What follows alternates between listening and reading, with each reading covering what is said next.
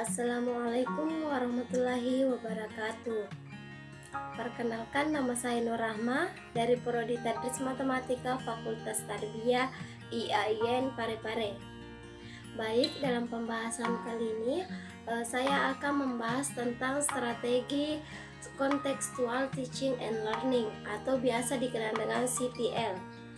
Nah, yang pertama, pengertian dari Contextual Teaching and Learning adalah suatu strategi pembelajaran yang menekankan kepada proses keterlibatan siswa secara penuh untuk menemukan materi yang dipelajarinya dan menghubungkannya dengan situasi kehidupan nyata, sehingga siswa didorong untuk dapat menerapkannya dalam kehidupan mereka. Selanjutnya, adapun ciri-ciri dari strategi Contextual Teaching and Learning atau CTL, yaitu yang pertama, menempatkan siswa sebagai subjek belajar. Nah, maksudnya siswa itu harus aktif dalam kegiatan pembelajaran. Kedua, siswa belajar melalui kegiatan kelompok. Maksudnya, karena dengan melalui belajar kelompok, siswa dapat aktif ketika pembelajaran. Dan yang ketiga, pembelajaran itu dikaitkan dengan kehidupan nyata dan sehari-harinya. Adapun tujuan dari strategi Contextual Teaching and Learning, yang pertama yaitu agar siswa aktif dalam pembelajaran.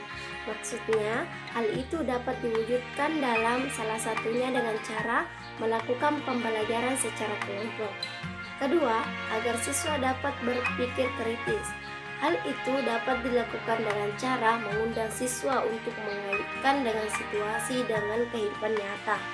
Dan yang ketiga, agar siswa lebih leluasa dalam menjelaskan informasi yang rumit.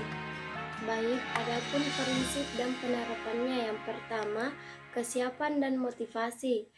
Nah, dalam penyampaian pesan pembelajaran siswa dan motivasi tinggi, hasilnya akan lebih baik. Yang kedua, penggunaan alat pemusat perhatian. Dalam penyampaian materi digunakan alat pemusat perhatian. Ini didasarkan atas pemikiran bahwa perhatian yaitu terpusatnya mental terhadap suatu objek memegang peran penting terhadap keberhasilan belajar. Yang ketiga, partisipasi aktif siswa, di mana aktivitas siswa meliputi aktivitas mental dan aktivitas fisik. Yang keempat, perulangan. Penyampaian pesan pembelajaran diulang-ulang, maka hasil belajar akan lebih baik, di mana perulangan dilakukan dengan mengulangi dengan cara dan media yang sama maupun dengan cara dan media yang berbeda-beda.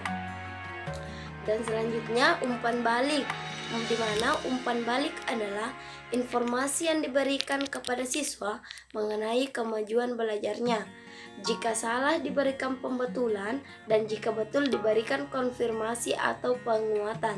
Komponen dari pembelajaran Contextual Teaching and Learning, yang pertama, konstruktivisme, yaitu mengembangkan pikiran siswa untuk belajar lebih baik dengan cara bekerja sendiri, mengkonstruksi sendiri pengetahuan dan keterampilan barunya.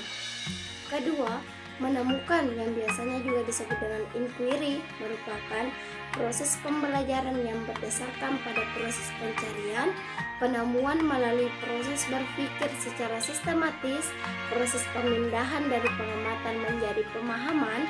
Siswa belajar dengan keterampilan berpikir kritis. Ketiga, bertanya atau question adalah mengembangkan sifat ingin tahu siswa dengan dialog interaktif oleh keseluruhan unsur yang terlibat dalam komunitas belajar. Hal ini mendorong sikap selalu ingin mengetahui dan mendalami sebagai teori dan dapat mendorong untuk belajar lebih jauh. Keempat, masyarakat belajar atau learning community adalah pembelajaran yang didapat dari berkolaborasi dengan orang lain. Yang kelima, pemodeling atau modeling mencakup pengutaraan kompetensi dan tujuan, bimbingan, dan motivasi. Nah, dalam pembelajaran perlu ada model yang dapat dicontoh oleh siswa. keenam, refleksi atau reflection merupakan suatu upaya untuk melihat, mengorganisir, menganalisis, mengklarifikasi, dan mengevaluasi hal-hal yang telah dipelajari. Dan yang terakhir yaitu penilaian otentik atau authentic assessment. Untuk mengukur hasil pembelajaran, selain dengan tes, harus diukur juga dengan asesmen otentik yang dapat memberikan informasi yang benar dan akurat tentang apa yang benar-benar diketahui dan bisa dilakukan siswa atau tentang kualitas program pendidikan. Nah, dalam strategi contextual teaching and learning atau biasa disebut dengan CTL itu mempunyai beberapa kekurangan dan kelebihan. Nah, yang pertama untuk kelebihannya yaitu pembelajaran lebih bermakna. Artinya, siswa bisa melakukan dan memahami sendiri kegiatan yang berhubungan dengan materi. Yang kedua, pembelajaran menjadi lebih produktif karena siswa akan menemukan sendiri konsepnya, bukan menghafalkan. Ketiga, menumbuhkan keberanian untuk mengungkapkan pendapat tentang materi yang dipelajari. Keempat, menumbuhkan kemampuan dalam bekerja sama untuk memecahkan masalah. Kelima, siswa dapat membuat kesimpulan sendiri dari kegiatan belajar mengajar.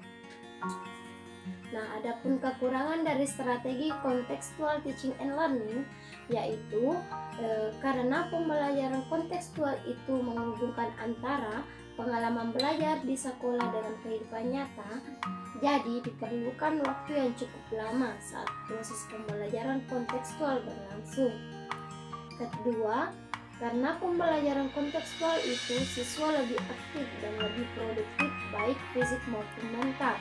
Jadi, jika guru tidak dapat mengendalikan kelas, maka dapat menciptakan suasana kelas yang kurang kondusif.